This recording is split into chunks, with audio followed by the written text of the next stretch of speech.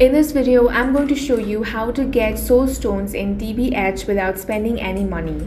If you're stuck in Act 1 and wondering how to progress, this guide will help you farm them the easy way. First, on your game, press tab on your keyboard to open the main menu. This is where all the important game options are located. Once the menu is open, navigate to the Portal tab. This section allows you to access different stages and areas in the game.